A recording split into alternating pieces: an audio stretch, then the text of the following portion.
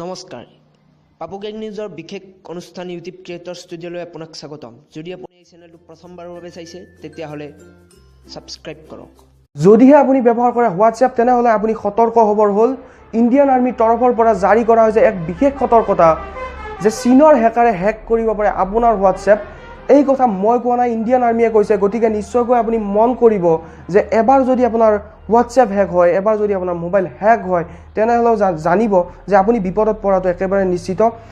মনত ৰাখিব যে আপোনাৰ মোবাইলত কেৱল ফটো বা ভিডিঅ'ই নাই, আপোনাৰ মোবাইলত আছে বিভিন্ন নথি পত্ৰ, সেয়া বেংক একাউণ্টৰ ডিটেইলছেই হওক বা অন্য। গতিকে আপোনাৰ সৰ্বোচ্চ নোহোৱা হ'ব পাৰে এই হোৱাটছএপ হেকৰ জৰিয়তে। জনাবলৈ লৈছোঁ যে কেনেদৰে আৰম্ভ হৈছে এই হোৱাটছএপ হেকৰ প্ৰচেষ্টা। আমি সকলোৱে জানো যে +91ৰে আৰম্ভ হয় আমাৰ ভাৰতৰ যি নাম্বাৰবোৰ, মোবাইল নাম্বাৰবোৰ, কিন্তু চীনৰ ক্ষেত্ৰত হয় +86ৰে। আৰু চীন আৰু ভাৰতৰ মতানৈক্যৰ কথা আমি সকলোৱে জানো। ডোকলাম এৰিয়াৰ যি মতানৈক্য বৰ্তমান সময়ত ডোকলাম এৰিয়াৰ বাবে হৈ আছে সেয়াও আমি সকলোৱে জানো। আৰু বৰ্তমান সময়ত এই হোৱাটছএপৰ হেকৰ যি আচলতে প্ৰচেষ্টা আৰম্ভ কৰিছে, ইয়াৰ জৰিয়তেও যে কিছু মতানৈক্য ভাৰত আৰু চীনৰ মাজত হ'ব সেয়াও নিশ্চিত। জনাবলৈ লৈছোঁ +86ৰে আৰম্ভণি হোৱা প্ৰায় সকলোবোৰ নাম্বাৰৰ বাবে জাৰি কৰা হৈছে এই সতৰ্কতা ইণ্ডিয়ান আৰ্মিৰ তৰফৰ পৰা। জানিবলৈ দিছে ইণ্ডিয়ান আৰ্মিয়ে, যদিহে আপুনি হোৱাটছএপ গ্ৰুপত পাবলৈ সক্ষম হয় এনেধৰণৰ নাম্বাৰ, যদিহে আপুনি হোৱাটছএপত কিছু এনেধৰণৰ নাম্বাৰ দেখিবলৈ পায় যে +86ৰে আৰম্ভণি হৈছে, তেনেধৰণৰ নাম্বাৰ আপুনি লগে লগে ৰিপৰ্ট কৰক, ব্লক কৰক।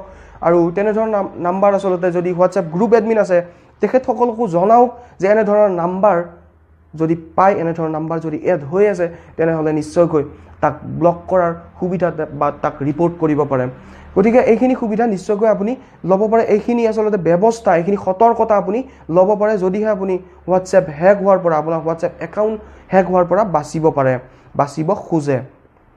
লগতে এইখিনিতে জনাইছোঁ আপোনালোকক যে ভাৰতবৰ্ষ হৈছে দ্বিতীয় স্থানত বৰ্তমান সময়ত আছে, যে ইণ্টাৰনেট ইউজৰ ক্ষেত্ৰত ভাৰতবৰ্ষ এতিয়ালৈ আছে দ্বিতীয় স্থানত আৰু চীন আছে প্ৰথম স্থানত।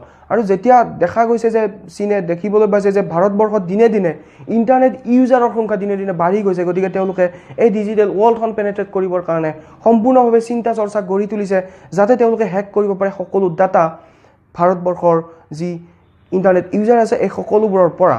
আৰু এয়াই আচলতে কৰিবলৈ লৈছে চীনৰ হেকাৰে। আৰু মই ভাবোঁ ইয়াত চীনৰ যি সাধাৰণ মানুহ তেওঁলোকৰ বহুত বেছি আচলতে ভুল নাই, যদি ভুল আছে সেয়া হেকাৰৰ। লগতে ইণ্ডিয়ান আৰ্মিয়ে জনাইছে যে 41 ডেঞ্জাৰাছ এপছ আছে চাইনাৰ তৰফৰ পৰা। এই এপছ বৰ্তমান সময়তো কিন্তু আপুনিও ব্যৱহাৰ কৰি আছে নিশ্চয়কৈ। আপোনাৰ মোবাইলতো হয়তো আছে UC ব্ৰাউজাৰ, UC নিউজ। লগতে ছোৱালীবোৰে বিশেষকৈ ব্যৱহাৰ কৰে, আজিকালি অৱশ্যে ল'ৰাও কৰে, বিউটি প্লাছ। আৰু লগতে আছে আপোনালোকৰ বাবে উইচেট বুলি যিটো এটা চাটিং, এটা মেছেঞ্জাৰ, এটা এপছ হয়। এই এপছো আচলতে আপোনাৰ চাইনাৰ এটা এপছ হয়, আৰু এই এপছবোৰে আচলতে হেক কৰিব পাৰে আপোনাৰ মোবাইল। মই জনাব লাগিব যে UC ব্ৰাউজাৰ কিন্তু খুব এটা ভাল এপছ নহয়, কিয়নো UC ব্ৰাউজাৰ এটা সময়ত বাহিৰ কৰি দিয়া হৈছিলে গুগল প্লে ষ্ট'ৰৰ পৰা, তেওঁলোকৰ প্ৰাইভেচি পলিচি আছিলে তাৰ বাবে। আৰু বৰ্তমান সময়ত পুনৰ UC ব্ৰাউজাৰৰ যি প্ৰাইভেচি পলিচি সেয়া ঠিক কৰা হৈছে, যদিও আমি নিশ্চয়কৈ এইখিনি সময়ত আচলতে বিশ্বাস কৰিব নালাগে এনেধৰণৰ এপছ। ভাৰতবৰ্ষত বহুত এনেধৰণৰ এপছ আছে, নিশ্চয়কৈ আপুনি ব্যৱহাৰ কৰিব পাৰে। আমাৰ হোৱাটছএপৰ পিছত আমাৰ নিজৰ এপছ আছে হাইক আমি নিশ্চয়কৈ ব্যৱহাৰ কৰিব পাৰোঁ।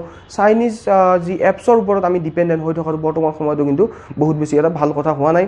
আৰু ইণ্ডিয়ান আৰ্মিয়ে সতৰ্কতা জাৰি কৰিছে, গতিকে আমি সতৰ্ক হোৱা বৰ্তমান সময়ত অত্যন্ত দৰকাৰ হৈ পৰিছে। আজিলৈ সামৰিছোঁ, পুনৰ লগ পাম এটা নতুন ভিডিঅ'ৰ সৈতে। এই ভিডিঅ' নিশ্চয়কৈ আপুনি শ্বেয়াৰ কৰক, বচাওক যাতে হেক নহয় কাৰো একাউণ্ট, সেইসকলক যাতে আপুনি বচাব পাৰে তাৰ বাবে শ্বেয়াৰ কৰক। আমাৰ এই ভিডিঅ' ভাল লাগিলে লাইক কৰিব, আৰু বেয়া লাগিলে আপুনি ডিছলাইকো কৰি দিব পাৰে নিশ্চয়কৈ। এই সুবিধা আপোনাক দিয়া হৈছে, পাৰিব পাৰে যি কমেণ্ট দি আপুনি দিব পাৰে। আজিলৈ সামৰিছোঁ, পুনৰ লগ পাম এটা নতুন ভিডিঅ'ৰ সৈতে। তেতিয়ালৈ নমস্কাৰ।